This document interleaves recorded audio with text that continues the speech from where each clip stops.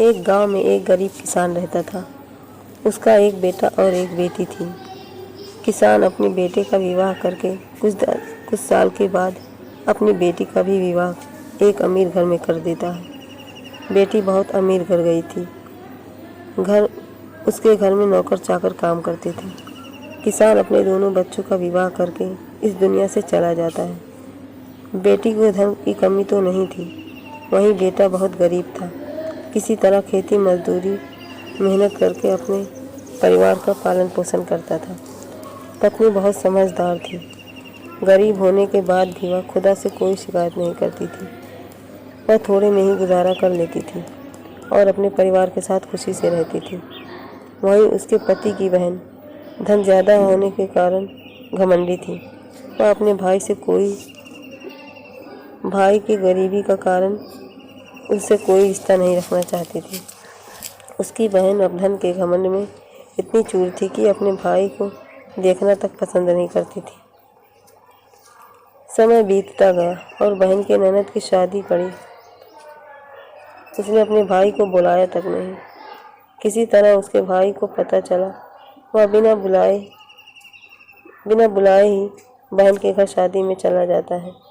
बहन उसको देखते ही अपने नौकरों से कहकर उसे घर से बाहर ही लौटा देती है। भाई भूखा प्यासा रोते हुए जा रहा था। तभी रास्ते में उसको एक बूढ़ी माँ मिलती है। उन्होंने उस भाई से पूछा, बेटा क्यों रो रहे हो? इतने में वह अपनी सारी दुखदाई कहानी बताता है। बूढ़ी माता ने उसे समझाकर चुप होने को कहती है। बूढ़ी माता जी गरीब किसान के बेटे से कहती है कि पास में मेरा बगीचा है, चलो कुछ खा के आराम कर लो। दोनों बगीचे में जाकर खरबूज खाते हैं। फिर बूढ़ी माता ने एक थैले में खरबूज और कुछ खाने पीने के सामान रख के उसे वहाँ से घर भेज देती है। घर पहुँचने के बाद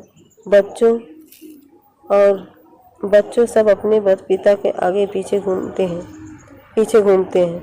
उनकी पत्नी अंदर से पानी लेकर आती है और तुरंत थैला हाथ में लेकर देखने लगती है कि मेरी ननद ने क्या दी है।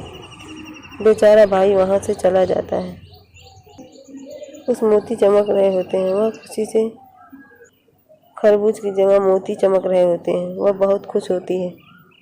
देखकर फिर वह अपने पति के पास जाकर कहती है, दीदी को हमारी गरीबी देखा नहीं गया, इसीलिए उन्होंने इतना सारे धन दी है। बेचारा किसान भाई सोच में पड़ जाता है और किसी से कुछ नहीं कहता। अब बेचारा भाई भी बहुत धनी और पैसे वाला हो गया। भाई के अमीर होने की खबर धन के घमंड में चूर रहने वाली बहन को पता चला और वह बिन बुलाए अपने मायके यानी भाई के घर आती है। यह देखकर भाई मन में सोचता है, जब मेरे पास धन नहीं था तो बहन मुझे देखना तक नहीं चाहती थी। फिर भी वह और उसकी पत्नी ने उसका सत्कार करते थे। कुछ दिन के बाद बहन के ससुराल से बुलावा आया। उसके भाई और भाभी अच्छे कपड़े मिठाई कुछ उपहार देकर उसे विदा किया। इतना सब देखकर उसकी बहन के आंसू आ जाते हैं। उसको समझ में आ जाता है कि धन ही सब कुछ नहीं है, अच्छा स्वभाव और दिल का बड़ा भी होना चाहिए। आशा करती हूँ कहानी पसंद आई होगी। अगर कहानी पसंद आए तो लाइक सब्सक्राइब करें, कमेंट में अपनी राय ज़रूर बताएं।